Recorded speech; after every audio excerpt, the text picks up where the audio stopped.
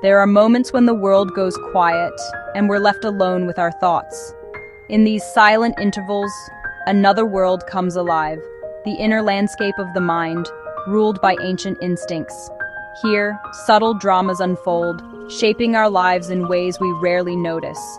Tonight, we'll uncover the hidden behaviors your brain uses to navigate reality. We'll explore the strange strategies it employs to protect, connect, and sometimes deceive us. Within this universe of neurons lies a creature of immense power and complexity. Prepare to meet the stranger inside your own head. In social life, sound is reassurance, conversation, laughter, the hum of activity. Our brains are tuned to these rhythms. Silence, by contrast, feels ominous. When a conversation falls silent, a primitive alarm sounds deep within us. The brain scrambles to interpret the void. Is there disapproval? A hidden threat? This discomfort is ancient. Once, a sudden silence meant danger was near. The awkwardness we feel is a ghost of that primal fear. We rush to fill the silence, restoring the comforting noise of the group. The relief we feel is the brain's signal that the tribe is safe again. We learn to fear quiet, seeing it as a failure of connection.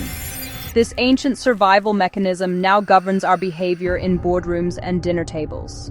Silence becomes a subtle but powerful source of anxiety.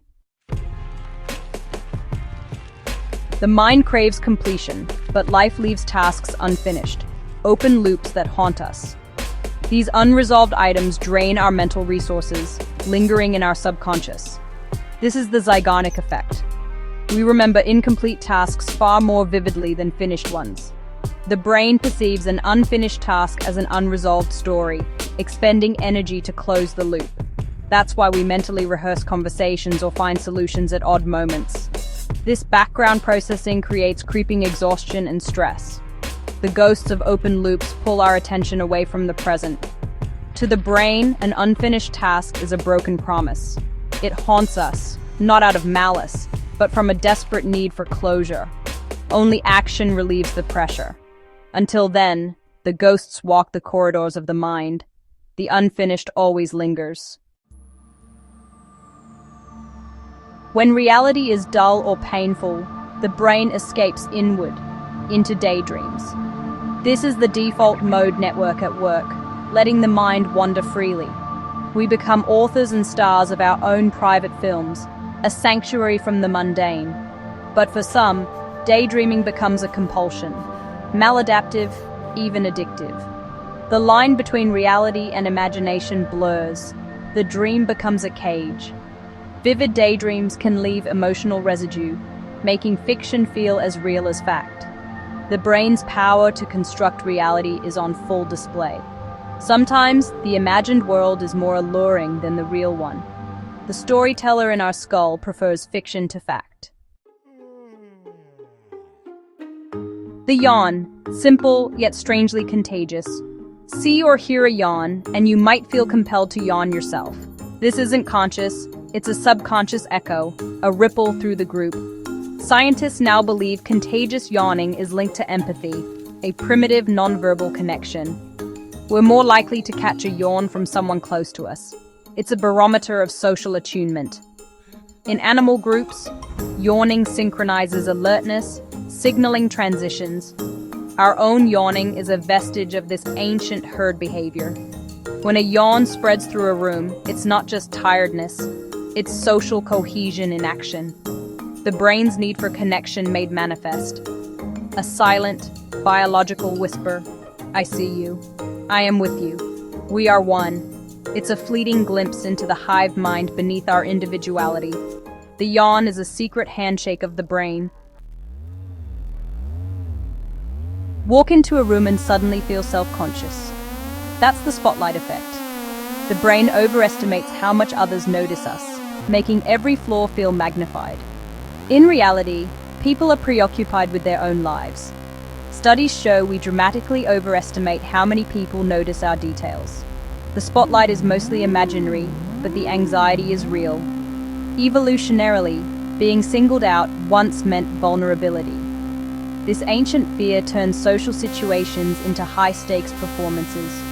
We become our own harshest critics, trapped in self-consciousness. The only real judge is the one in our own mind.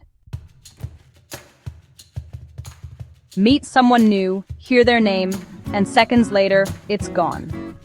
It feels like a memory failure, but it's the brain's calculated decision. Names are abstract, low-value data with no emotional or contextual hook. The brain, bombarded with information, filters ruthlessly. For a memory to stick, it needs significance, emotion, repetition, or context. Brief encounters rarely provide this, so the name fades. Faces, rich with data, are remembered. Names are just sounds. The brain's logic: if it mattered, you'd have given me a reason to remember. Without a hook, the name is disposable. It vanishes like a word written in sand. Being proven wrong stings. It feels like a personal attack. Our brains react to challenges to our beliefs as if they're threats, activating pain centers. This response is ancient. Once, shared beliefs meant survival. To be wrong risked exclusion from the group. Our brains fiercely protect our worldview, making confirmation bias powerful. We seek affirmation, not information, building cognitive cocoons. Changing our mind isn't just logic, it's surrender. Resisting mistakes is a primal command to protect the self. The brain treats intellectual threats like physical ones. It's a defensive, irrational reaction, born from the need for inner stability. Pain is the body's alarm, but sometimes the brain creates pain where there's nothing. Phantom limb pain. Amputees can feel sensations, even agony, in missing limbs. This isn't imagination, the pain is real. The brain holds a map of the body, the homunculus. When a limb is lost, its map is deprived of input. Nearby regions invade. Touch on the cheek can feel like touch on a missing hand. The brain, confused, defaults to pain, a cry from a mismatched internal map. Phantom pain shows reality is a brain-generated simulation. The brain can create sensation and agony without stimulus. Pain is as much psychological as physical. Pain should be temporary, but sometimes it becomes a constant companion. Chronic stress and trauma carve deep grooves in our neural pathways. The brain adapts, treating distress as the new normal. The pain becomes familiar, even comforting in its predictability. The absence of pain can feel unsettling, the quiet after the storm more threatening than the storm itself. We may unconsciously seek out situations that replicate old patterns of hurt. The pain becomes part of our identity. Letting go feels like losing a part of ourselves. The brain, seeking stability, can trap us in cycles of suffering. The old wound becomes a sorrowful comfort. Time feels constant, but our sense of it is fluid and subjective. The brain constructs time from internal and external cues: heartbeat, movement, sensory flow.